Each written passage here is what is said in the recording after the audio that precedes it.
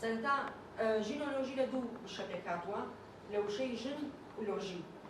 ژن وەکو هەبوونێک وەکو ڕەگەزێک لە هەمان کاتدا وەکو هەبوونێکی واوەتر لە هەبوونێکی بیۆلۆژی، واتە هەبوونێک کە ڕایەڵەی بە ژیانەوە، ڕایەڵەی بە ژینگەوە، ڕایەڵەی بە سروشتەوە، ڕایەڵەی بە کۆمەلگاوە، بە گەردوونەوە پێناسە دەکرێتەوە جارێکی دیکە. یعنی واتە ئێمە تەنیا کە دەڵێن ژینۆلۆژی زانستی ژن لەوێ مەبەستمان تەنیا هەبوونێکی بیۆلۆژی نییە، بەڵکو هەبوونێکی واوەترە لەوە. واتە هەبوونێکی ئەخلاقیە، هەبوونێکی سیاسیە، هەبوونێکی کۆمەڵایەتیە، دامەزرێنەری ژیانە، خۆڵقێنەری ژیانە، لە هەمان کاتدا هەبوونێکە کۆمەڵگەبوونی بە دەوری خۆیان ئاوا کردووە. واتە کۆمەڵگەبوونێک کە سەرەتای مێژووی مرۆڤایەتی کۆمەڵگەبوونی لەگەڵ خۆیان هێناوە. واتە ئەو هەبوونەی کە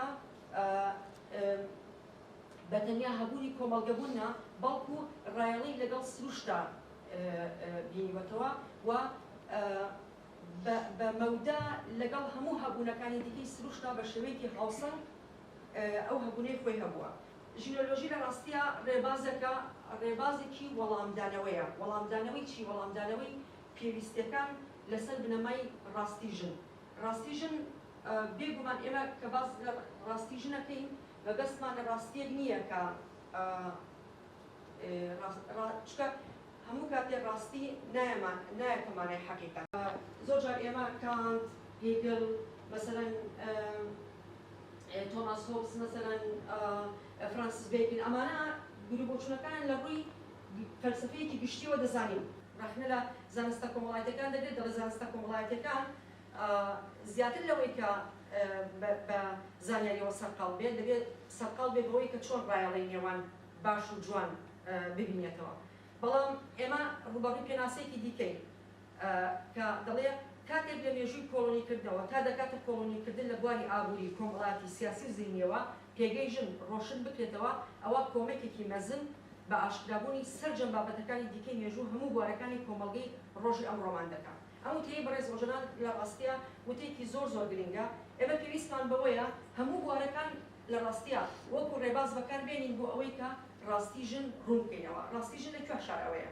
ڕاستیە ئێمە پێویستمان بەوەیە کە بە لێکۆڵینەوەکانمان، بە ڕێبازی لێکۆڵینەوەکانمان ئەوە دەرخین کە ڕاستی ژن لەکوێ شاراوەتەوە. با بڵێن شتێکێکە لە سەروی ئافرەتبوونەوە ئەوە ئێوێ یەکسان بێتەوە لەگەڵ پیاوانە، ئەمانە هەموو پرسیار زۆری لەو ئافرەتانەی ئەبەمەوە بابەستا بن وان لێکە کە ڕێگەنەیە ئێمەمانانیش لیان تێبکەین، ئێمەمانانیش هەڵکاریان بکەین. ئەمە خەڵک بۆ ئافرەتانەی کە باس بکەن لە بەزنەی شەرمە، لە بەزنەی عیبەیە، لە بەزنەی دابوونەری تا لە بەزنەی پەروەردەکردنی کۆمەڵنەوە خێزانەکەی خۆی و هەتاکو کۆمەڵگاکە پێوەی بابەستا بێت. لەسەر ڕێکخراوەکان پێم وایە ڕاستە ئەو دروست وتی کە ڕێکخراوەکان کەم تەبەین، یەکبوون نین، هاودەنگ نین، بەڕاستەقینە ئەو ململانەی کە ئەیکەین ململانەیەک نییە بۆ پاراستنی ژنان و پەروەردەکردنی ژنان و دەربازبوونی ژنان لەم کۆمەڵکوژ و قاقڕی ئێستەی کە ئەیبینی. کێشێک لە کۆمەلگا هەیە، تۆ وەکو ڕێکخراوەی ژنان چۆن لەسەر ئەمە کارەکەیت؟ ئایا خۆت بەتەنیا کارێکەکەی بۆی زانیاری کۆ بکەیتەوە؟ کارەکەی بۆی کتێبێک بنووسیت؟ کارێکی بۆ ئەوەی کە خەڵک بتناسێت؟